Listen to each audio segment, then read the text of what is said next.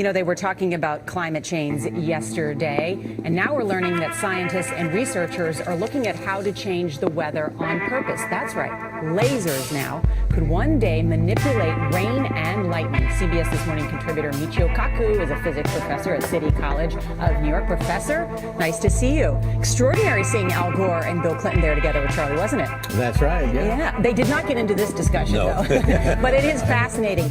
I mean, lasers, really, to change the weather? That's right. Well, as Mark Twain once famously said, everyone complains about the weather, but no one ever does anything about it. Well, instead of doing a rain dance, we physicists are firing trillion-watt lasers into the sky to actually precipitate rain clouds and actually bring down lightning bolts. This is potentially a game changer. But this is experimental. It's experimental. However, in the laboratory so far it works.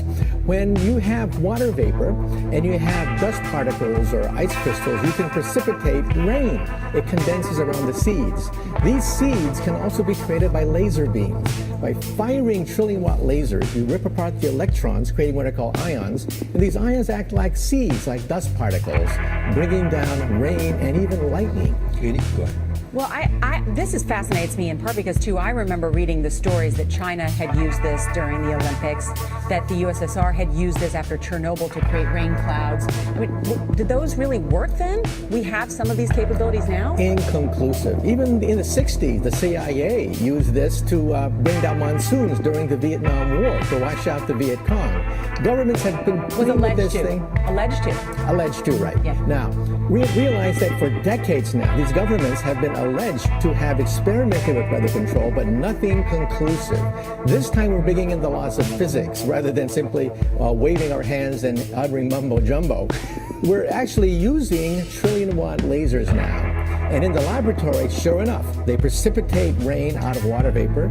Sure enough, you can actually bring down electricity down the beam. So what does it mean for drought areas that need to have rain for crops, and if they don't have them, then the consequences of famine?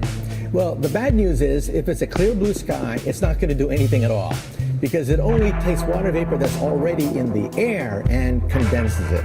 However, for floods, for agriculture, farmers, for people planning wedding parties, football games, you name it, outdoor events and agriculture and flooding and even hurricanes, all of them could be subject to weather modification.